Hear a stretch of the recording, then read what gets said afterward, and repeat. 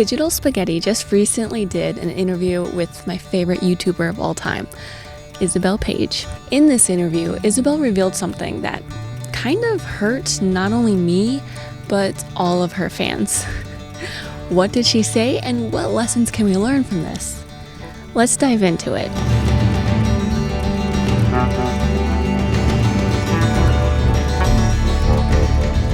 Today, we are going to learn from 3 different amazing female creators on YouTube. Now let's start with Isabel. Isabel Paige creates amazing, beautiful, stunning videos, storytelling about her life up in the mountains. She has been my favorite YouTuber for years now. Actually, all 3 of these YouTubers in today's episode, I've been watching them for years. They are near and dear to my heart. So what happened in this Digital Spaghetti interview, you may ask?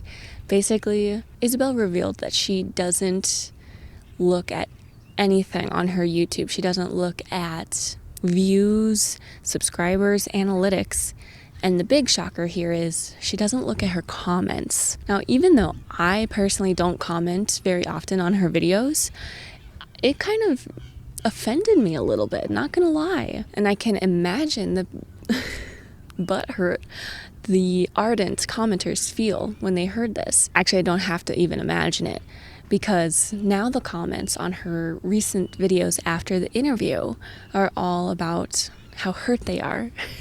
Now, here's the thing. She's not trying to do something with her channel, it seems. She's not trying to make money from it or create a business, or I don't really know what her motive is. I think she just likes making videos from what I can tell, and she's trying to grow in her storytelling and cinematography.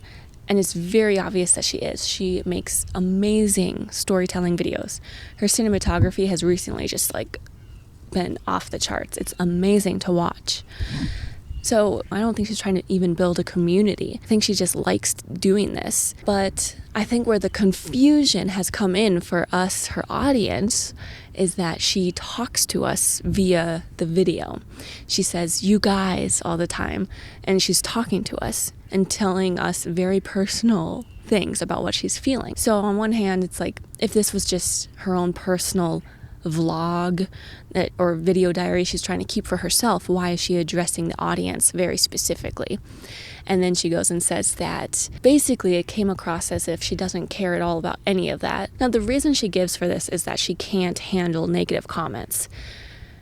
And I understand that. My love language is words of affirmation. So I totally get that. Hurtful words or negative comments they suck. But if you can't handle negative comments like that, either you shouldn't be broadcasting your life on the internet, or just disable comments. That being said, I would say 99% of her comments on her videos are incredibly positive, encouraging, empowering comments. It seems like people worship her on there. People are just loving her. They're inspired by her. They tell her she's amazing, or they give advice if she poses a question. And the crazy thing is that she doesn't engage with those comments or even look at them, and apparently doesn't care to. A lot of her viewers now are just really kind of hurt and confused by this, and I can understand that. It does make sense, though, that she's not trying to build a community. So it makes sense. She can do whatever she wants on there because that's her thing. But the way she presented it made it confusing for her audience. And that is the lesson I want to learn from this.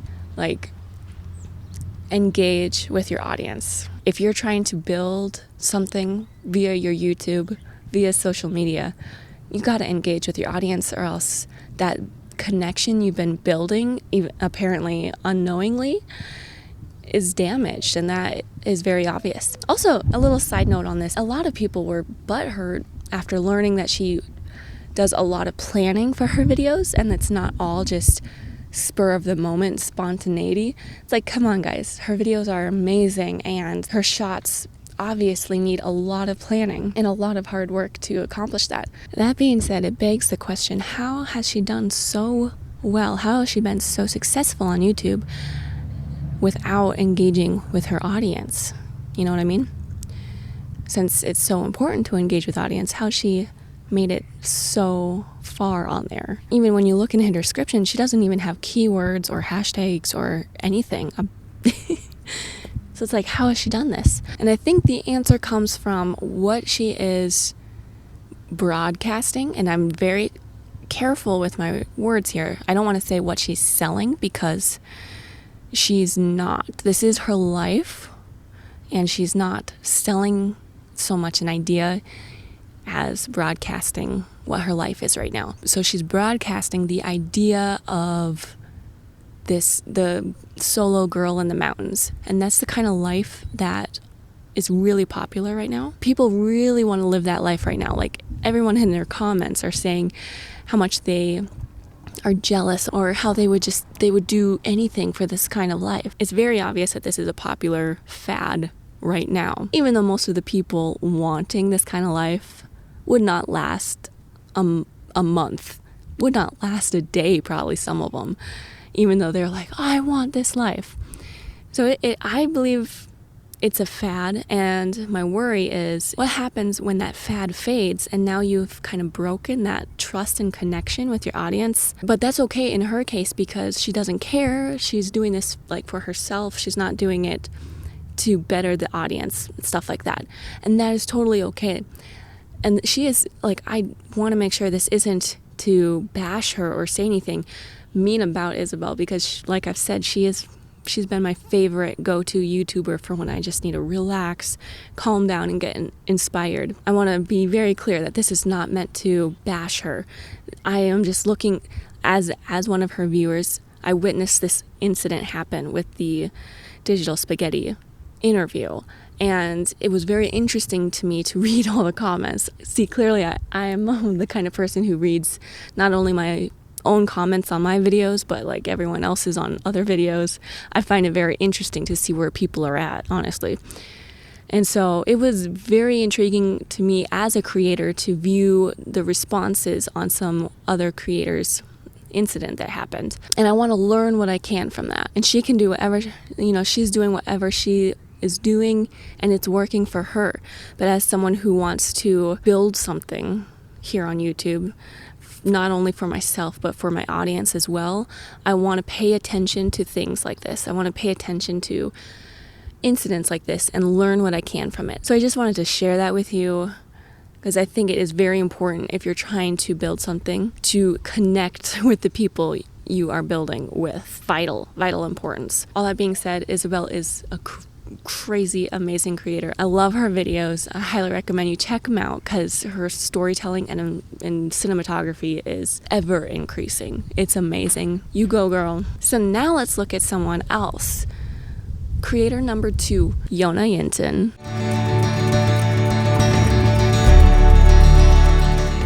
I'm sure you've probably heard of her, right? She's pretty popular on YouTube. Now, I'm not going to go into as much detail on these last two, because I think I've taken a lot of time here. You can go check out her channel and you'll get a really strong idea of what she's about, what she and her husband are doing. They have a jewelry business, right? Now, my question to you is, how well do you think her jewelry business would have done had she not had this YouTube channel?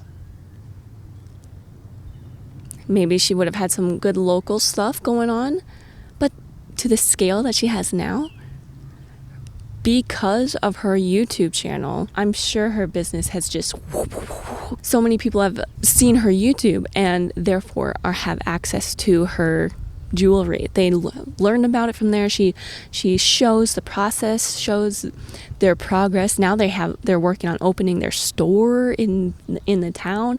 It's amazing. But if she was just serving the local people of Sweden, I don't know how much business they would have, as opposed to worldwide. So the biggest takeaway I have from Jonna's channel is, if you have a product or a service, you better be using social media, because wow, what a difference that could make. And I'm saying this to myself too, and I'm just sharing my biggest takeaway from her channel. She not only shows the jewelry, she shows the whole process, how they make it. She shows her shooting the product images for the website, and those are always incredible when she does those trips up to the mountains. So I've learned a lot about how using YouTube to market your services or your product could be so powerful, which I guess should be a no-brainer, but this is just a beautiful example. My third and final creator is someone you probably haven't heard of, but there's a chance you could have. And I saved her for last because, in my opinion, she poses the most realistic and actual desired lifestyle. Because Jonna, of course, is amazing. People are like, I want her life, Have you seen some of her stuff? She has a crazy life, sometimes really high stress, and it's a bit much that I wouldn't exactly want that much craziness. I kind of want a simple, quiet life, So let's move on to number 3. This is Elise Buch. But first, are you interested in supporting this channel?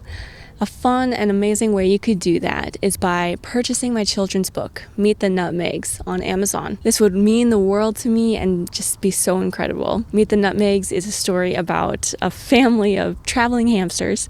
They travel around in their renovated bus called the Venturemobile. Great for kids 5 through 8 years old. All right, let's go back to the video.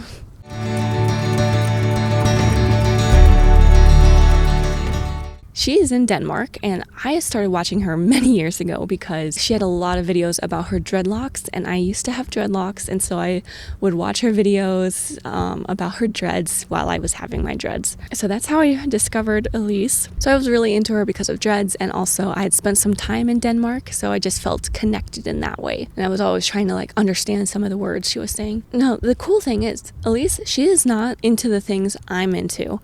Vice versa. She's very, very, very makeup, beauty, girly, clothing, everything like that. I'm just not into that stuff as much. But I can still enjoy watching her videos. They're very calming. She does a lot of vlog style, take along to her job. She does a lot of calming, some garden, home decor projects type of thing. But the cool thing is, what she has done, and I believe this is through YouTube, this is how her YouTube channel has grown. She's actually created her own business she's taken something she loves, vintage clothing and thrifting, and she's turned that into a business.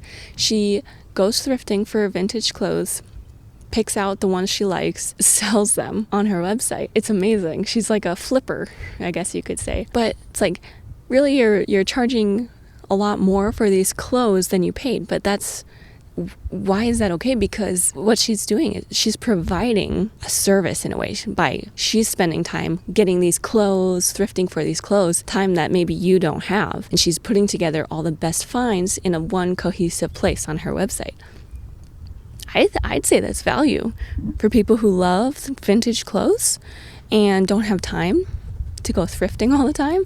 That's a service she's providing. I think that's amazing.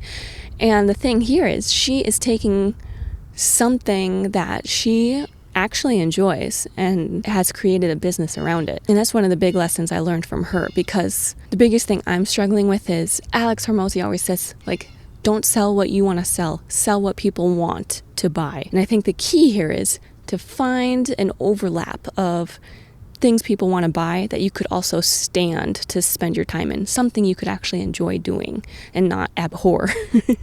And that's what I'm struggling with, because I'm not into material things really. That's what I'm trying to learn right now, is what could I build or sell that I could actually stand spending my time doing and not despise it. And she has found that. She has found a very specific niche of customers who love vintage clothing, and she loves it as well. So it's worked so well for her, and I'm so happy for her and amazed and proud of her for how she has built this. It's really incredible. And it's also, she's renting a store space. It's like a little store in town. It's only open one day a week on Fridays. It's whoa.